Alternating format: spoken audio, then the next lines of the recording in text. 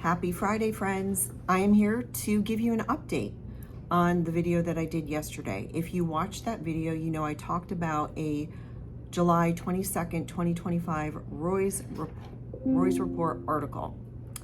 And it relates to the Campbells. Wes Campbell is the owner of Newsboys and his family. They've been sued, and the individual suing them is named Randall Shrum. All right, so I'm not going to go into it because this is an update from that. If you need the backstory, definitely watch the video from yesterday. It's not that long. I think it's only about 30 minutes. So when I talked about the Roy's Report article, I discussed several issues that I had with it. So for clarity, and I just want to say, I greatly respect and admire and appreciate Julie Roy's and her publication. So I just want to make sure that that's not misunderstood. And as I stated in my video yesterday, nonetheless, I can agree with somebody, I can appreciate somebody, I can hold somebody in very high esteem, but the kind of person I am is one that will speak out if I see something that I don't agree with, and I have the right to do that. I have an opinion that I want to express, and guess what? You can do that as well. There's this thing called freedom of speech, and I'm not engaging in anything that would violate that. I am sharing my commentary, my opinion from my background, and I'm an attorney, and yeah, and you guys can do that too. And I know you do in the comments, at least that I've seen. I really, really appreciate how everybody expresses themselves, because I believe in asking questions. I believe that we learn from each other. And on that note, since I've been doing this, boy, have I learned a lot. I've talked to a lot of people, and what I know now as opposed to what I know or knew when I started this is there's a big significant difference. So when I did that video yesterday, as you may recall if you watched it, while I was doing the video, I received a response from someone at the Roy's Report, because I did reach out to them and they had asked for more clarity. So after I finished the video, I responded to that email.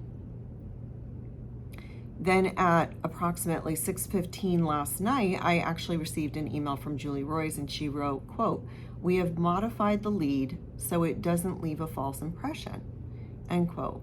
Well, I didn't see that email until late last night. And matter of fact, I saw that email after I'd spoken to several people, because let me tell you, after that video, I was just talking to people, messaging, texting, speaking on the phone. So it was a long afternoon and night, and I didn't get to bed until like 1 o'clock. So a lot has happened, and I'm still processing everything. And I do not have their permission to speak about what they're sharing, what they've shared with me. So I will absolutely honor that. So even those who have not reached out to me yet and you want to share, you can. I'm not going to share. So one of the issues that I expressed yesterday in regard to that article was the second sentence of the article that alleged that Randall and his wife were abusing their son Ryan. And I discussed that the correction at the end of the article, indicating that it was confirmed that there was no abuse, was harmful because it placed the Shrums in a false light. So I'm pleased to tell you that they modified the article and they removed that sentence. Now, what I also have found out afterwards is that several people were reaching out to the Roy's Report about that. So I'm not going to sit here and say, oh, because I sent in that email that they did that. I highly doubt that. I'm not that persuasive. So, but I am pleased that that was removed. And also the lead of the article, it previously read, quote, "The pendulum has swung hard against the Tennessee pastor who recently filed a $600,000 defamation lawsuit against Newsboys owner Wes Campbell, Campbell's siblings, and his parents, Nancy and Colin Campbell," end quote. That lead is out. That's been removed. So I'm pleased with that as well.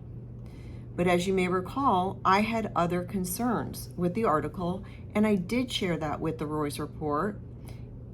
If you recall, my impression after reading that article was that the impetus of the article was the motion to dismiss the complaint that was filed. That's what it appeared like to me. Again, my opinion. And I also expressed that there was no link to that motion, so we couldn't access it if the reader wanted to access it. Also, there were no details contained in the article referencing the content of the motion that allegedly punched holes in Shrum's case, because that was what was stated in the article. That still remains. And it is my opinion. I still do not see any evidence of it. That's my opinion, and I remain of that opinion. Do I think that the Roy's Report is going to change everything just because I say so? No, not at all. They have every right to publish what they want to publish. That's their right. And it's also our right to express opinions. And I have nothing at all against the Roy's Report or Julie Roy's. I absolutely admire them. I care about them. And we're on the same side. But again, I'm going to express my opinion in regard to things that I just see an issue with. So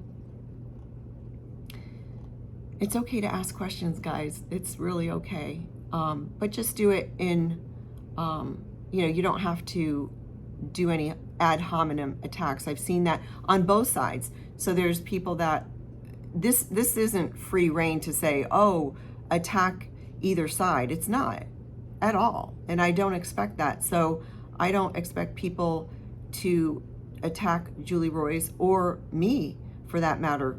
That's not what this is about. We're just bringing some issues to light, and it's for the benefit of people to understand what's going on there.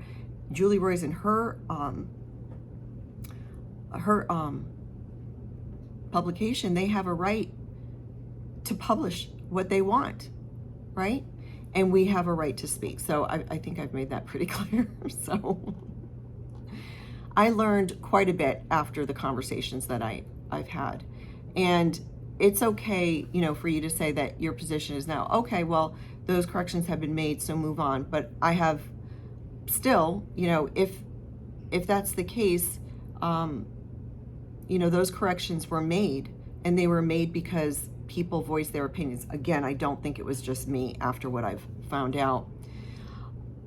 Another thing that really is concerning to me about that article is what's still contained in there is the mugshot of Ryan Shrum. And I talked about that. That's the son, the adopted son of the Shrums. If you did read that article, you'll notice that I purposely did not read the inflammatory statements that were contained in there about Mrs. Shrum and about Ryan Shrum. I am not going to repeat that, and there's a reason for that. If that is deemed false, which from what I have gathered that it is, I am not going to put anyone in a false light. I'm not going to repeat something that could be considered defamatory here. I am not going to open myself up to such liability. Again, that's, if other people want to do that, that's on them. So I remain of the opinion that the included, that all of that information about Ryan Shrum, that it has, in my opinion, no relevance to the cause of action. I did not see any demonstration of how posting that information, those allegations, and that mug shot of Ryan Shrum had any causal connection to the lawsuit at issue. I just didn't see it. So when I speak with people, because this happened with me when I was talking to people about Faith Life Church, when I speak to people, I'm assessing them for credibility, right? I don't just take everybody at their word. I have to process, I have to figure things out, do a little bit of research. And I am sure when they're speaking to me, they're assessing my credibility and trustworthiness as well, as they should. And so what I was met with right off the top when I spoke with several people, right away they said, who is it that you know? I don't know anybody. I don't know the Shrums. I don't know the Campbells. I'm not familiar with that church. I wasn't aware of Above Rubies. I've learned a lot. And I simply read the 37-page complaint.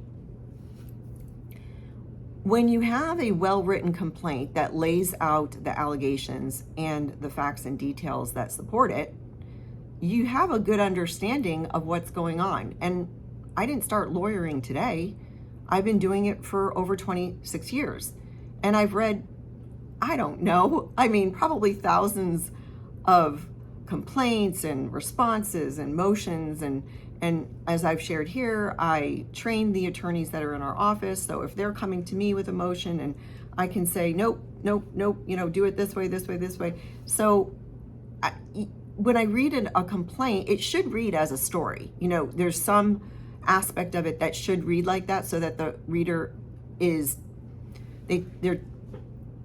they can conclude what has happened based upon the facts that are contained in that complaint. They should have some idea of what's going on here, which I did just from reading that complaint. And again, I'm not sharing anything what they said, but they did give me permission to say a couple of things, and I'll share that.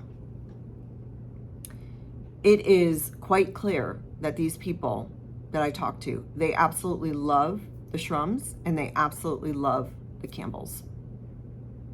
One individual kept repeating, I wish this would go away. I wish that this lawsuit would just end. It just breaks my heart to see this.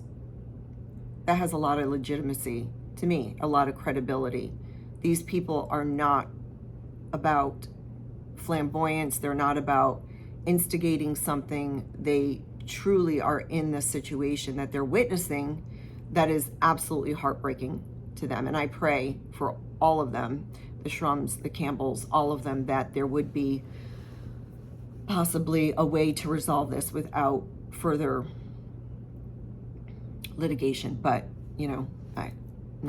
I do pray that. So, but I'm just saying, because in my mind, I'm thinking, my gosh, there's some really concerning things. So I learned also from these people that Randy Shrum has a true heart for giving. That was a common thread. The complaint talks about Randy Shrum paying for counseling for one of the defendants and building a log cabin and really serving the Campbells. And these individuals confirmed all of this. One person said that they had never met someone with such a loving and giving spirit, in reference to Randy Shrum.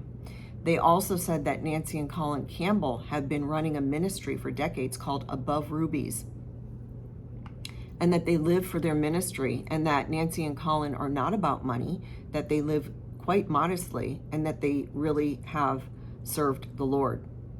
So I am going to be doing another video about this probably next week after I've processed what I know now. And of course, later today, I'll be talking to other people and getting more information. So I'll be sharing on that. And certainly if anybody wants to come out and do an interview, we can do that as well. Again, my email is vjohnson@77alpha.com. I will not share anything that you tell me if you don't want me to. I certainly will not share your names or your identity in any way. And so this is what I was left with after talking to these individuals, because of the exposures that we're doing and what we're seeing and what we're following, and how it started with Daystar. And boy, did the light bulbs were just going off when I was talking to them at various points, because interestingly, the individuals that I spoke with, they didn't know anything about Faith Life Church. They didn't know anything about Daystar, and they didn't know me. And they said that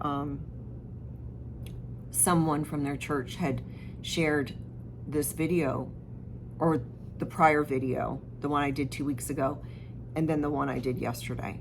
And so I asked them if they knew about what was going on, because I'm telling you, what they were saying was exactly what we're all saying.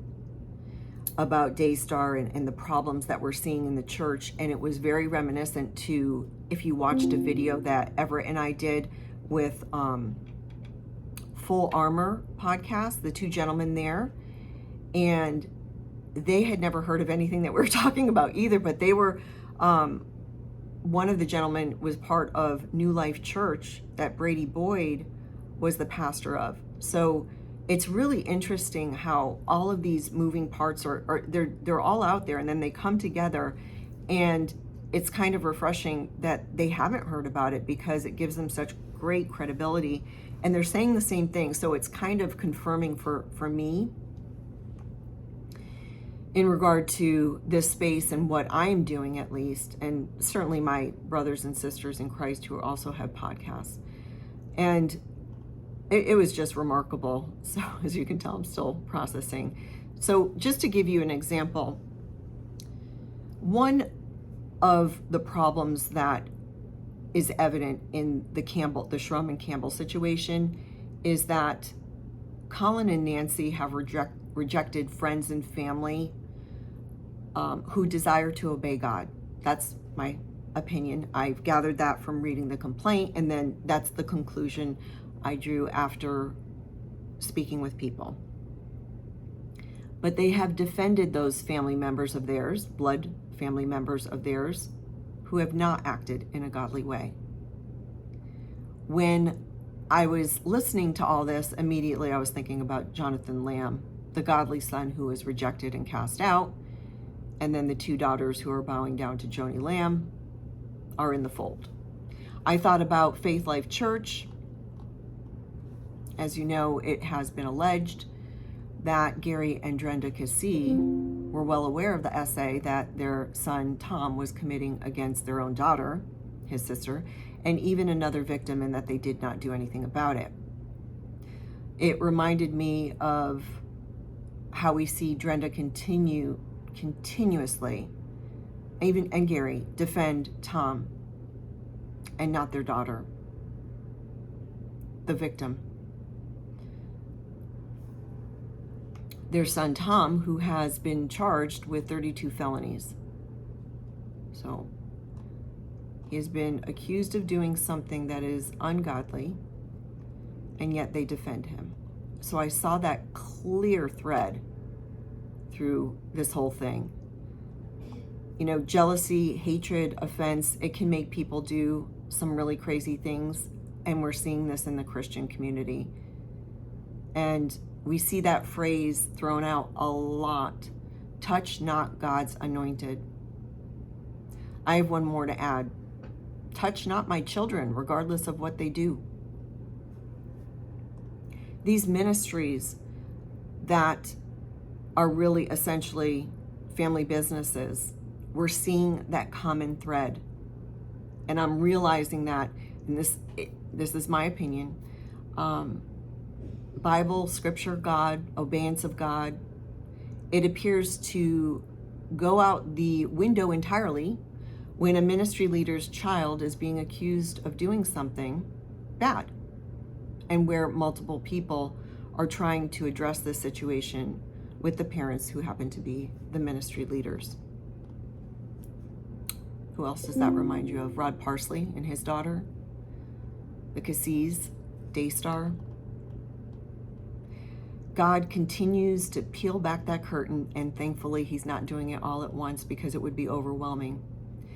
This civil suit initiated by Randall Shrum against the Campbells, it has multiple facets. And from what I gathered just reading the complaint and now confirming it by talking to people, there are legitimate concerns that are going on that is well beyond defamation. So I'm going to leave it there, and I'll report back to you at a later date. Meanwhile, I've been working on something else, and I hope to get that other video out this weekend. And I will see you next time when I report back on this matter. And go ahead and leave your comments. I look forward to hearing what you have to say, and I hope you all have a great weekend.